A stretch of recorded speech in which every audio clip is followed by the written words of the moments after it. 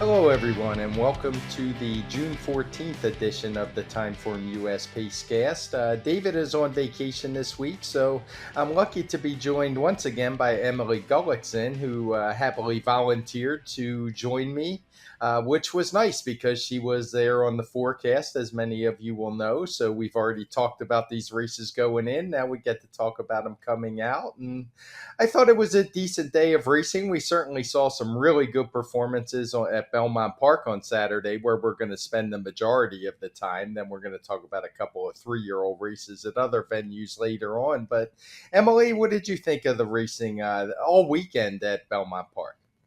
Yeah, I really think that, doing the analysis ahead of time, we discussed it, that we thought we were going to see some really great performances, a lot of the top horses showing up, and they showed up on race day. We got a lot of really good efforts. It was logical, from a playing standpoint, the spots we figured, but generally speaking, in terms of seeing the top quality horses, we saw them. Yeah, no doubt. And I guess we'll start with the Belmont Stakes, that third leg of the Triple Crown. A little different Triple Crown this year, as the Derby winner didn't go in the Preakness, but showed up for the Belmont. The Preakness winner and runner up from the Derby and Preakness didn't show up for the Belmont. But I thought it was a good race. I certainly rated it pretty highly at a 127 on the Timeform US scale. I know there's some differences of opinion out there, and I'll talk about that a little later on. But Emily, what did you think of the Belmont itself? I thought the race ran sort of as we discussed in terms of the pace scenario, the way the horses would run. I know we had a little difference of opinion on We the People, whether, his staying ability. He ran sort of more to the way I projected, as far as showing a little bit of regression, coming back on short rest, the longer distance. Overall, there was not much excuse for him in terms of trip. Mo Donegal got the trip I thought he would be able to get, where he's sitting a little bit closer mid-pack, getting that first run, and showing his class down the lane. Ness ran a great race. I don't think she was beating Mo Donegal. I've seen some chatter that, she didn't have the slight stumble out of the gate, have a little bit of traffic, waiting for room around the turn. But I just thought Mo Donegal probably would have outkicked her, but that doesn't take anything away from her performance. They'll probably not face again, so there's really no point in kind of having that discussion. And then outside of that, I think a lot of the horses, as far as the number 7, Golden Glider, Barber Road, maybe got a little bit exposed in terms of class and distance, if they weren't already. Creative Minister, another one just kind of going into the race, thought he was a little bit over the top, running those 2 peak efforts, and backed up a little bit, just looked a little bit short, a little bit one pace, so I could see him getting some time and coming back. And then as far as Rich Strike, we discussed it, the race shape, the pace scenario wasn't going to really set up for him, and it played out that way. I didn't think his effort was bad, just considering, doing that work ahead of time and understanding how this race is going to play out with his running style. So pretty even effort from him, but overall, like I said, pretty logical result. Yeah, I don't have a whole lot to add on that. I thought it was a good race. I thought it played out kind of as we thought, and don't really have any disagreement on the horses. I do want to comment a bit on the speed figure, because there's a lot of talk out there from the people about the Andy Beyer speed figure, where he had the Brooklyn and the Belmont rated very similar, a 98 and a 95, where I have quite a big difference, a 127 and a 116.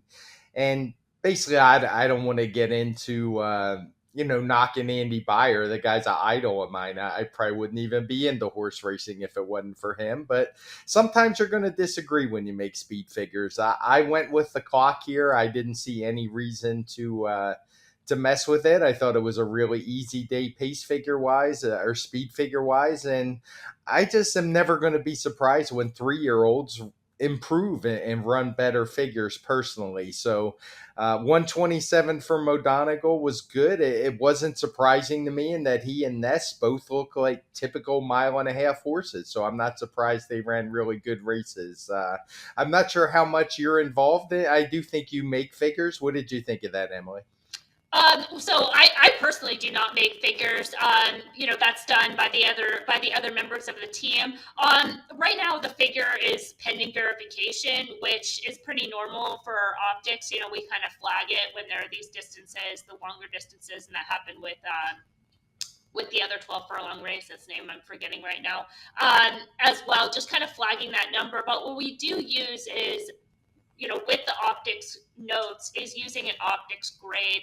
And I think that that is really impactful, especially for these races that maybe they're not going to run this distance again or this type of scenario again, which does happen a lot, is to really understand like the overall performance. So grading those horses. Next, earning a B. B's kind of stand for a winning race for the level. And Mo Donegal also kind of actually earned a B plus, so slightly above what it would take to win in that race. I do want to mention one thing that I left out as far as Mo Donegal's trip, or really the finishing, where he kind of drifted out a little bit late.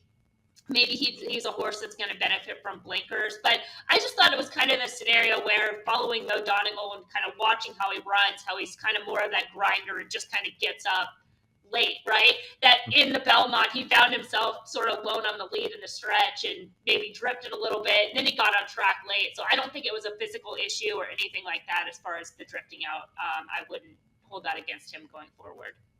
Yeah, and speaking of the finish, that's one thing that Andy Byer had mentioned. He thought maybe it was a pace situation because they went so much slower earlier in the Brooklyn. And personally, I just can't use that. It is something, a tool we use at Timeform US will indicate that the pace was slow and use a different figure and broke it out. But the Brooklyn was finishing so much slower than what Mo Donegal was, nearly a full second slower for that last quarter, that I couldn't bring myself to use that. And in the end, Fearless ran a 116. I mean, it's not like he's some great grade one type horse. He's a horse who usually runs in the high teens. So this one, I given him just a little bit lower at 116, and he had a pretty wide trip around there. So all in all, I'm happy with the numbers. I reviewed it with my assistant, and we're going to stick with it. And as you say, I don't know how much utility the number's going to have anyway. We're never going to see these horses run a mile and a half again. So it'll be interesting to see where they all show up. Certainly, Mo Donegal's going to be pointed to the Travers, I would think, with probably a prep in between. Not Fearless. Nest, I assume, will get back on with the fillies in some of the better races at Saratoga. So let's move on. We're going to now talk about the dirt horse section of the races at Belmont this weekend. And we'll start with what was the biggest number for me, a 137, and just a pretty jaw dropping performance from Flightline. Oh yeah, it absolutely was. I mean, he's just, as we talked about before, he's just such a brilliant horse, and I mean, he really showed it. The slow start, it's nothing necessarily new for him. He's done that in the past, but made up for it, moved outside. A horse, Speaker's Corner, had to kind of break out in front, take it out of his running style a little bit just with that faster pace, stopped by Flightline, and just, I mean, really no match. I mean, Flightline was just, he's so fast, he's so quick, he's cruising. But really the big questions, right, is he did what was expected of him. He caught everybody's eye once again, doing something new, shipping out of town, going a little bit longer. But that kind of seems like what's going to be in play for him going forward. They're talking about classic distance, maybe a Pacific Classic this summer. So really that's, in my eyes, sort of the way that you have to think is this a horse that's going to continue to show that brilliance around two turns with the added ground? I think I haven't really seen anything from him that would suggest that he's not going to do what he does. I don't necessarily think he's going to improve with more ground, but he's so great. It's not a horse that you really have to improve. You just have to think if he's going to be able to run his race with more ground. And I think if he gets a trip that is favorable to him, he certainly could. Now, with the slow starts and that being a pattern, if he's in a bigger field, if he's between horses, if he takes contact at the start, things like that, that's like a little bit more nuanced. But as an individual, I think, I wouldn't have an issue with him stretching out in the right scenario.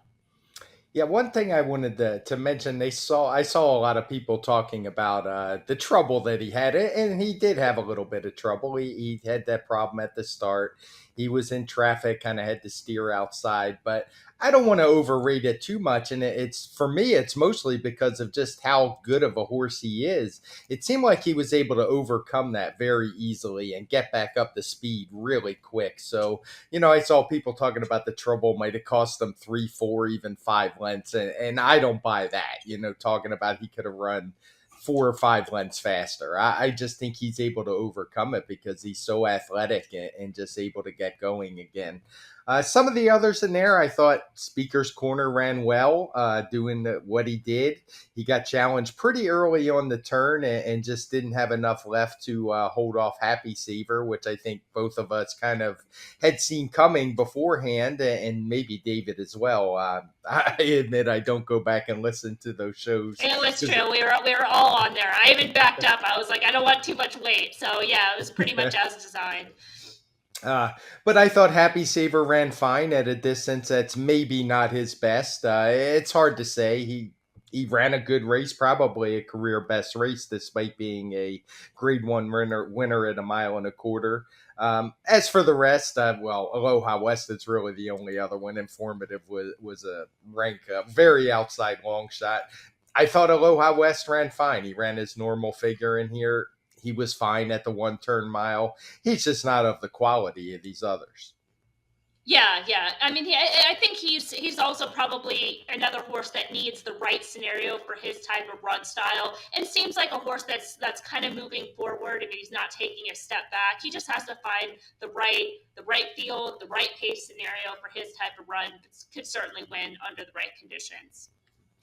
Now, another horse who was probably the horse of the day for a couple hours until we saw Flightline run was Jack Christopher, who was, that really promising 2-year-old, won the Champagne, came back, looked really good on Derby Day in the Pat Day Mile, and just really backed it up here with his performance on Saturday. Yeah, I mean, in some ways, I would say I was more impressed with Jack Christopher, not necessarily doing the side by side. I liked his race better, but just as far as him really wowing me, because going into the Pat Day Mile, he just looked like, he was the class of the field. He had really the layoff as the one major hurdle. He was able to get a perfect trip. But again, he just kind of stood out over that group. So there's always questions, right? It's like, is he going to be able to step up? Is he going to be able to improve? Is he going to be able to come back in 35 days, given that layoff and run that race? And he showed that and then some. I mean, so from that perspective, I was more impressed that way, and just a 3-year-old horse that's really improving, coming into his own, and a horse that really has to be taken seriously in this division. Yeah, he got a 124 speed figure for me, so matched his Pat Day Mile. But I'm not a guy who normally will say, oh, he could have run faster when a horse wins easily. But in this case, he could have run faster, if you ask me. He was clearly kind of wrapped up on very early. He won by 10. And what do you think about him going longer? Because that seems to be the plan, either the Haskell or the Jim Dandy next time. He has won at 1 mile in the Champagne, but obviously that's just a round 1 turn, so it'll be his first try around 2 turns. Personally, I didn't see any reason he couldn't go on as well. I think he could. I'm maybe not as sold. I think he could be very exceptional at the 1 turn at the mile, that 7 furlongs. But a horse that certainly with his class could be able to carry the 2 turns under the right conditions. I wouldn't be as excited. I get why they're wanting to go that way. There's, more opportunities, but I don't necessarily think he's going to be better with more ground. I can see that. And frankly, I don't really think there's a whole lot more to talk about from this race. There was a lot of horses who just ran okay. And coming in, that's really what we saw anyway. Papa Cap once again ran second to Jack Christopher. So unless you had anything to add, I'm going to move on. Yeah, no, I'm happy to move on. Okay. A horse who kind of got lost in the shuffle of Saturday, but who we've seen plenty of this year already, was Jackie's Warrior, who was last year's sprint champion, came back in the True North and did everything the right way. Looked good doing it. How'd you view his performance? Well, you and I had some chatter about it afterwards. I thought he just got such a soft pace early, and that really helped him power home late. And certainly his class helped as well. So I wasn't as impressed overall. I think if he's going to get early pace pressure, he's not going to look as strong late and might not even win. I thought he could have been even a little bit vulnerable in the True North, but just didn't play out that way in terms of pace. So he's a horse that going forward I would be looking to beat, especially if there are some other horses that can push him and make him run fast early. Yeah, I can see that. I just had his race pretty even. One thing I'm just actually noticing now is we do have the track coded in bright red as speed favoring. I didn't watch all of the races. That's obviously an algorithm. Did you see a biased track at all on Friday? I not anything that was like significant. It wasn't noted. That to Yeah, me was more of a pace aided performance, in my opinion. Yeah, I can see that. Yeah, I did want to mention as far as the speed figure, it's one that I actually did break out from the other races. It was kind of mixed in with some turf races, and the figures just didn't make any sense if I used the variant from all the other races in this particular case. It was only a few points, not anything major like the Belmont Stakes. I view Jackie's Warrior a little bit differently. I think he can go fast when he wants to. I think we saw that last year. He just didn't have to do it in here, but he also wasn't meeting the kind of horses last year that he might run into later on. It's kind of hard to say with horses who could run with him early, like Jack Christopher and Flightline, if they're pointing towards longer races, exactly who they will be. But he does seem like a horse who's going to win a few more races before maybe the Breeders' Cup, where he'll meet up with some tougher competition. Yeah, I think that's going to be the test. Is he's going to face some tougher horses, and then he's going to have to make me a believer at that point. Now let's move on to the female races that we saw this week, and we'll start with the Ogden Phipps. And I know you were a big Clariere fan for this particular race, so I'll let you go ahead and recap this one. Yeah, I thought the race set up the way that it looked on paper with Latruska projecting to find pace pressure with search results in the field. Affiliate Locus kind of had to go from the outside, and that's how it played out, where search results put the pressure on Latruska. They set a pretty solid pace up front, and Latriska backing up, search results was able to kind of benefit from her backing up, getting that first run, and then does what she does, where she falters, just kind of unable to change lead, staying on that left lead for so long and lacking finish. Well, Malathat and Clariere were in that stalking trip, had the pace to close into. Those two were side by side through the stretch. Going back to Optics Plot, both kind of looked like they were going to get that trip trucking from quadrant 2, but now with that being a circle, Clariere having a squares being more finishing ability than a circle, Clariere just showing that class, being able to just kind of get that kick at the last moment and getting up the wire. Going back to the analysis of Malathat from our talk prior to the race, we thought maybe this wasn't necessarily the right spot for her just based on her form cycle, coming back in a double dog dare, waiting for her to kind of show that move forward. I thought it was a good effort from her, but she does have to show a little bit more finishing ability, and she might ultimately be a little bit better when she can race closer to the pace. Yeah, this was a pretty crazy pace on the Timeform US pace scale. There was a lot of talk last year about the distaff and how nuts that one was. And this one was right up there pace figure wise. The early pace figures were in the 150s. Um, the little bit of difference here was I think there was more horses part of the pace in the distaff, where it was essentially just a two horse pace duel here for sure. As they opened up, I believe it was more than 10 lengths on the rest of the field at one point. But this is a race that definitely fell apart pretty much with those two backing out.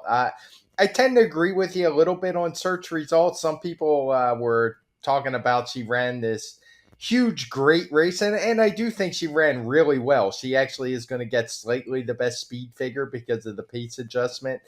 It's a race that came back really fast. Both of the top two are getting a 126. Search results a 127. I would caution a little bit that something we don't do is adjust for really fast paces where we'll say that inflated the figure a bit, but I think that may have actually been the case here. All of the top three ran big numbers, but I do think the pace had a lot to do with that. That you just go so fast that you almost have to run a fast time when you have quality horses like this.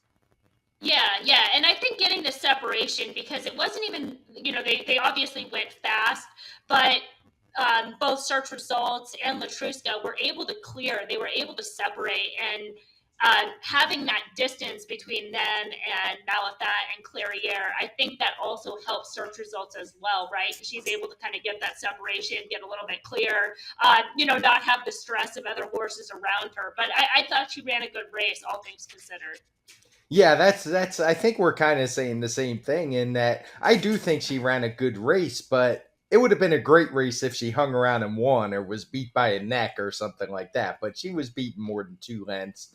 And maybe a distance a little longer than she wants to go. She is the one I'd probably want out of this race if she doesn't want to have to face Latruska again. But I'm not sure they'll all go in the same direction. I guess we'll see coming up. Let's move on to the Acorn, which was run early on the day. And this is actually a race I had to go back and watch the replay because I didn't get started with my day at that point. But Madureira, who has been really impressive all year, I believe she has yet to lose. And she ran another big one. Unfortunately, her main rival, Echo Zulu, had some issues, had to be a very late scratch by the vet. And it basically made this one a procession. How did you see this one? Yeah, I mean, I think if you asked earlier about the track profile on Friday, and I think the track profile early on Saturday really favored horses, not necessarily fourthly placed, but just they were not necessarily merry-go-round races, but quite close. There were horses that struggled to make up ground, and I think a lot of times when people are looking, watching the races live, they're looking for a track bias. They're really focused on the horses that are out in front, right? But if you kind of train your eye to kind of watch the race as a whole, you start watching these horses from the back, these horses, the certain moves they're going to make, the way that you handicap the race, where certain horses are backing up. And when that doesn't really happen and these horses are just kind of running, evenly from start to finish, that's sort of how the race is played out early on the card. Now, this race had that as well, but it was also so much more logical with the way this field stacked up. Madureira, she kind of fell into having that pace advantage, but going into the race, she looked to also have a class and speed figure advantage over the field. Divine Hundress, Dream Lith, two horses that just haven't really stepped up as far as speed figures are a little bit light. And then Inventing is a horse that I would, almost give that race an excuse. It wasn't the right scenario for her. She was kind of forced to chase up close to the pace, and it really wasn't necessarily the right spot for her either. She's coming off a maiden win, so I think coming not even off a maiden win, but coming out of those maiden fields. Just not the right spot. I think that she has a move forward, and I would kind of give that race a little bit of a pass. Yeah, one thing I will say, she's not undefeated. I'm not sure why I was thinking that. It was her fourth win in a row, but she had lost a few before that. So yeah, not a whole lot to add on this one for me. She got a 112 speed figure, which is actually a little bit of a regression from her last couple where she was in the teens, but I don't think it really mattered here. She was just out for what looked like a paid workout to me. Um, Another horse we saw, I believe it was on Friday, a horse who was one of the favorites in the filly and mare sprint last year was Bella Sophia, who came back in the bed of roses and was able to get the job done. She got a 121 speed figure for me. And what do you think of her? She got the trip that she wins with, where she's able to make an early lead. They didn't go too fast early, and she's able to hold on. I mean, that's the ideal scenario for her. When she finds that scenario, she can certainly win, but it's unlikely going forward. It was unlikely for her in the Breeders' Cup. That was, in my opinion, where she was very vulnerable that day with Yamin in the field. And Obligatory, who's, a closer, she's best making her run at one turn, had to track a little bit closer to the pace with this compact field. And I thought she ran great. I think she's very quality, and I prefer her going forward. I mean, as far as Bella Sophia, again, that's the race that she's supposed to win. When she gets that trip, she can run those fast races, but it's not always the case. Yeah, we agree on this one. I really like what I saw from Obligatory in a race that looked like there was no speed on paper whatsoever, and turned out that there wasn't, other than Bella Sophia, of course. A race that we have with all blue fractions, very slow early. She was able to hang right there, and she was only beaten a half length in the end, and I would argue she was best on this day. She just needed a little bit of help, which she wasn't able to get. I was encouraged that she was able to stay as close as she did. I don't believe she was ever more than about a length, 2 lengths back, maybe in the stretch, but she was coming on pretty good at the end. So promising for her. I would imagine we're going to see her at Saratoga. Not sure what distance. I can't remember what. I know the ballerina is a 6 furlong. I can't remember if there's a 7 furlong, and who knows what they're going to do with the 1 mile shoot there. If any of the stakes races will be carded there, but the 7 furlong 1 mile really seems to be her distance. The big disappointment in this race, I would say, was Glass Ceiling, who was pretty cold on the board coming out of a couple nice wins at Aqueduct, where she dominated this winter, winning 4 times, I believe it was. And she just had nothing.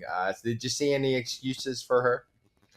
I mean, as far as trip, no, but I think that her excuse going into the race, I mean, Aqueduct is such a different place that time of year. I mean, with that level of competition, just in terms of a racetrack, horses kind of point to that meet, they run well, and I think that was just the time and the place for her during that meet. So I felt out of that season and going forward, this just wasn't the race she was going to duplicate those numbers. If you go back further, class has always been a little bit of a question. I think she just kind of found her best form, and now it's just a tougher season on this part of the year.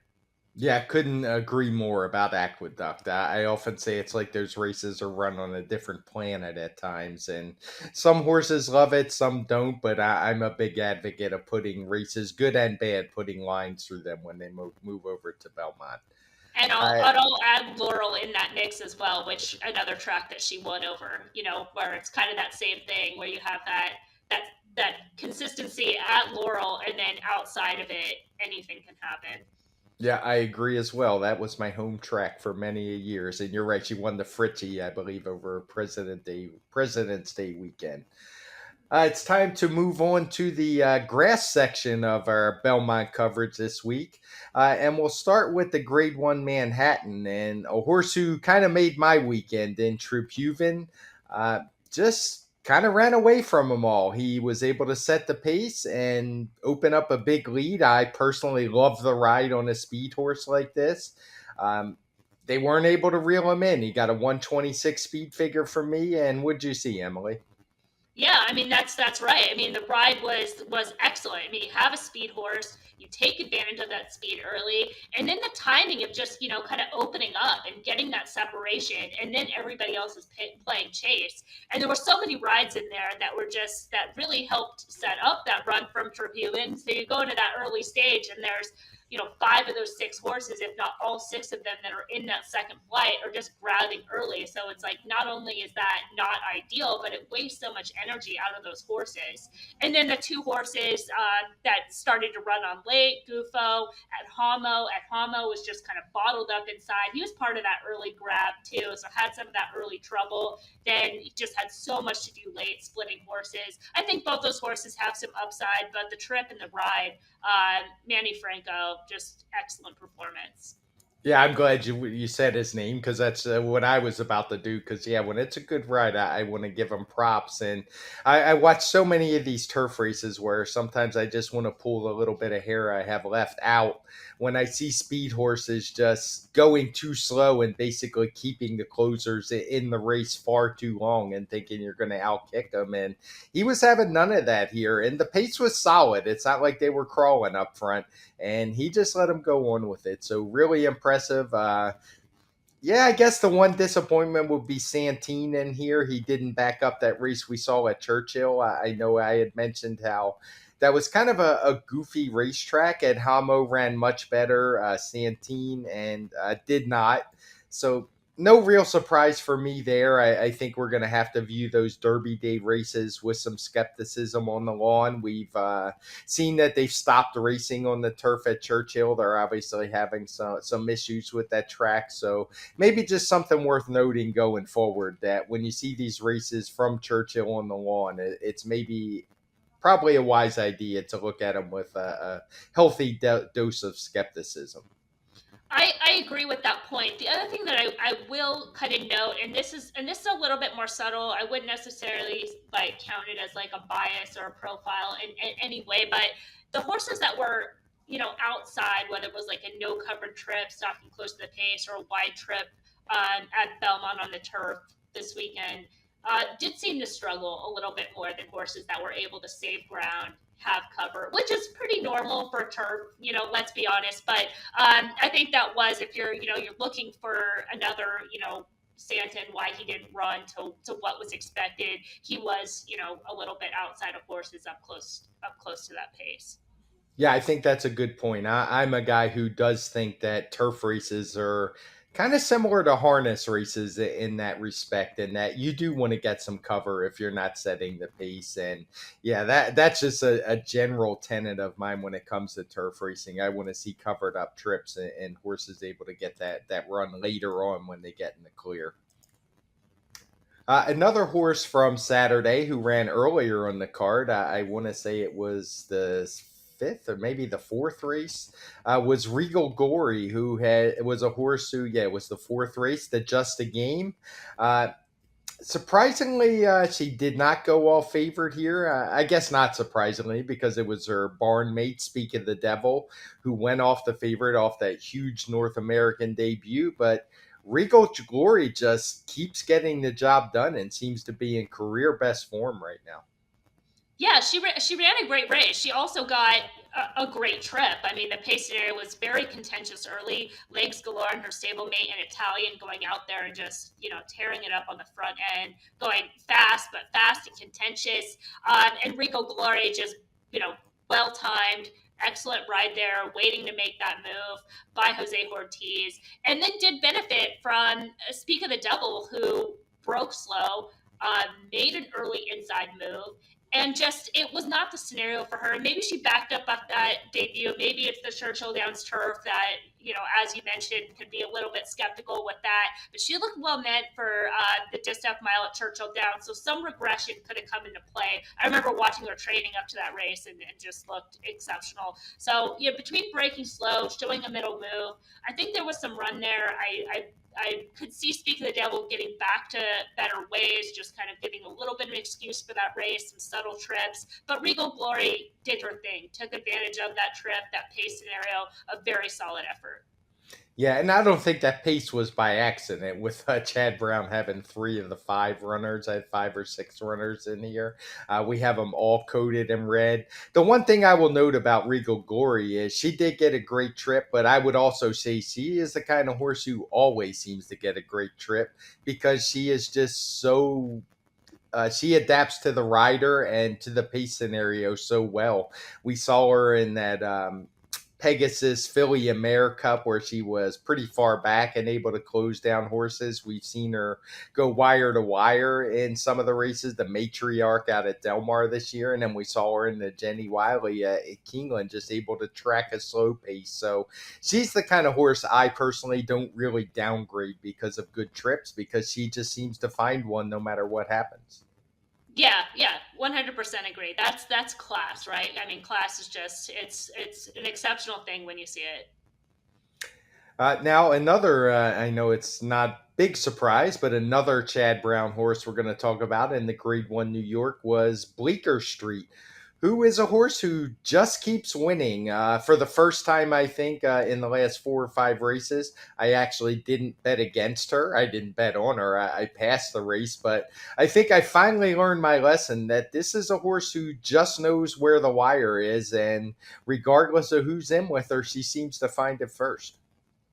She was impressive to me. I thought that run was exceptional. I mean, if you were or I had an exchange and it was betting in running, at the quarter pole, you're like, there's no way she's winning this race, right? And she just, I mean, she had no pace to close into. The way that track profile was playing, the way that the race flow was, it was just absolutely against her. And she found so much run. I don't know from where, but close to get that win. I was just extremely impressed by that effort. That was a very strong final quarter run from her. Yeah, that's what it is. She just outkicks everyone, no matter where she is, no matter whether the pace is fast, whether it's slow. It just doesn't seem to matter. She gets the job done. She got a 119 speed figure here, which is her career best, and I think she's up to 7 wins at this point. So no knocks on her whatsoever. And she's just one of those ones as a speed figure guy. She just kind of, it doesn't matter what her figures are, especially as turf races. That's not as rare as dirt, but she just seems to know where the wire is, and I've become a big fan of hers and look forward to seeing what she's going to do next. One more turf race to talk about, and that was the Grade One Jaipur, which is run at, I believe, is it 6 furlongs or 7 furlongs? I can't believe it's Six six furlongs. furlongs. Yes, as I was talking, I knew that. And it was won by Casa Creed. I thought it was a really good performance by him. I know we all kind of liked him on the show, and he backed it up. He got a really good trip. He was able to save ground all the way and just run down a Rest Me Red late. I thought the top two were the best horses in the field, and that's the way it played out on the track. Yeah, I mean, I agree. Just as far as the way the race shape played out, it was pretty logical. There wasn't a lot of closing in this race. I think again, horses that were able to save a little bit of ground, race covered up, which was the ideal trip for Casa Creed. He had first run on those pace setters, just angled out and out kicked them. Some horses in there that were wide that maybe struggled, as I mentioned, just in terms of that track profile. But overall, still wanted to see a little bit more from them. The overall quality of this race is still questionable to me. I know it's a grade one, but that's just something of note going forward. And really looking at this race of outside of those top three, who had some trips in there, who are horses to kind of look back, and it's kind of hard to find. A lot of horses in there, I think need class relief, need to find a circuit in place where they belong because this is not it. The long shot horse that I had mentioned in that race might be worth a little bit of a follow, just in terms of breaking slow, breaking wide, being on hold. So there might be a little bit of upside there, but as a whole, I think the race kind of played out logically, and maybe trying to get creative with some other horses going forward outside of this race. Yeah, I can see that. I mean, as you said, it's a grade one, but the winning speed figure was only a 119. I don't think we're quite there as far as turf sprinters being elite horses in this country yet. Maybe we have one in Golden Pal who's running at Ascot later today as we are recording this. So he is one, if he were in this field, I would think he'd be 1 to 5 because he's just better than these. But outside of him, the turf sprint division's always a little bit muddled, kind of comes down to trips. Trips don't usually seem to be as big a factor over the big Belmont course, and most tracks when you're running 5, 5.5, and the couple, when you can run 6, it's because it's a big turf course. So the sprint this year, it'll be at a shorter distance. So I wouldn't be a big fan of either of these either going forward. That wraps it up for Belmont. There were a few other stakes, but we can't cover them all. There's only so much time in the day. So I wanted to talk about a couple of other races at other jurisdictions. Some 3-year-olds that we have seen, one on the Derby Trail and one who might be a late comer. We'll start with the Grade 3 Matt Win at Churchill. Cyberknife was able to get the job done in that one with a 115 TimeformUS speed figure. And what'd you think of his performance? I mean, I thought the race overall was just kind of that. I mean, this is a grade three race. I think we saw both Howling Time, Cyberknife. They're kind of grade three, grade two type horses. It's probably the level where they're at. Been exposed at a little bit higher, and both of them ran fine. Cyberknife able to get the win. I know some people were very surprised, myself included, watching the replay, but I'm terrible at photos, so I'm not surprised it went to Cyberknife over Howling Time on the inside. But just overall, they're horses that are probably in that sort of lower tier stakes race, graded stakes race of this 3-year-old crop. So you're saying there's a chance I may see him later in the Oklahoma Derby, get to see him up close in person. Uh, I think that would probably be the smart move. Yeah, if I was managing the horse, possibly, yes. Yeah, these do. They have the Iowa, Indiana, Oklahoma Derby type feel, and no knock on those races. They're good, solid races with good purses. But I agree. I would be surprised if these are your Haskell, Travers, Pennsylvania Derby kind of horses. They do look a cut below to me. As you say, they were really tough to separate at the wire. If I had to say one was better than the other, I'd probably lean towards Cyberknife just because I think he had a much tougher trip on the first turn early in the race. He kind of got forced out a little bit by as Joe Talamo was kind of looking to keep him out in the track, and somehow he got his nose up. I'm not sure exactly how. Watching it live, it didn't really look that way, but the photo was pretty clear. He was your winner, so. It'll be interesting to see where they show up. Cyberknife won the Arkansas Derby. I have a feeling they might think a little more highly of him than we do on the podcast, and he'll be pointed back to grade ones, but we will have to see. Yeah, and I think it is worth mentioning too, Rattle and Roll, who was also in that race, another horse that had been running in the graded stakes races. I don't think his trip was that great. You know, he could have some upside, but I also kind of put it in that same category that this is probably the right level as far as, looking for those listed straight stakes grade 3. Yeah, I would totally agree with that.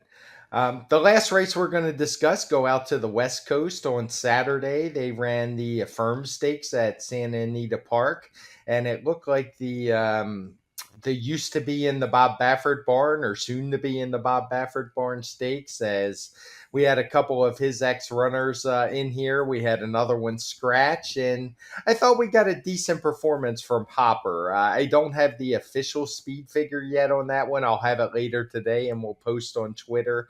I'm guessing it's going to be around a 118. My assistant and I are usually in pretty close agreement when we do these figures. So, solid effort. What did you make of it? I thought that was how the race was going to play out. I think it is worth noting that you said that there was a scratch in there, and it was probably a big scratch to some people because New Grange was the horse that was scratched out of the race and probably would have been the favorite horse that it was running out at Oakland. Did win a stakes out there before faltering, and I would have been against New Grange. New Grange was working with Doppelganger, and Doppelganger outworking New Grange, and Doppelganger, I think his record speaks for himself. I'm being nice here. As far as kind of where he belongs, and then in the contrast, Hopper was working with High Connection, and to my eye, I thought Hopper was outworking High Connection. So assessing that group, just kind of that side by side, watching these horses as far as their progression, I thought the race, just as it was, sort of set up for Hopper. He was able to get the right trip. I thought it was a good effort, for a progressive type horse. Showed some stamina. It was a good gallop out. But, these waters are probably going to get deeper. And in fact, in my eye, I kind of did this, like, since we're talking about these races, I'm like, what if these horses were all combined in one race? That would have been a really great race. And that probably would have set up even better for Cyberknife. So I think this is probably some of those horses, Doppelganger, High Connection. I mean, they look kind of like turf horses, a little bit cut below. Hopper could be a horse that's on the improve, but speed figures are a little bit light, so he's going to have to get faster if as the waters get deeper. Yeah, it'll be interesting to see where these horses go because there's not a lot at Del Mar for 3-year-olds coming up. They certainly don't look like horses who are ready to take on older horses, and we don't really see that in the Pacific Classic much anymore anyway. So I would imagine these might be taking the State Derby tour as well, particularly Hopper, who does seem to be improving. The interesting thing with him for me was he was a rare horse that debuted on the turf for Bob Baffert, didn't do any running, but his last two have been solid, seems to be moving in the right direction. So we will see where he shows up next. Well, that's about going to wrap it up. I do want to thank you again for volunteering to do this 2 weeks in a row. It made it much easier on me since we had already talked about these races. I really appreciate you doing that, and really happy you were able to join me. Any last thoughts from you, Emily? No, I appreciate it. And yeah, I normally say thank you for inviting me, but I did invite myself. So I kind of put you on the spot where you couldn't really say no to me at that point. But, after we had discussed the races, I just thought it kind of made sense to, also do the recap. No, I really appreciate it, and I certainly would not have said no because we're more than happy to have you. So that's going to do it this week for the Timeform US Pacecast. I don't think I'm going to do a Timeform US forecast this week with David on vacation, and I'm handling the morning line duties at Belmont, so I've got a little extra on my plate. So just kind of a post Triple Crown break. So going to take a break this week, and I will be back on Tuesday with David with another Timeform US Pacecast. So until next week, we will talk to you then.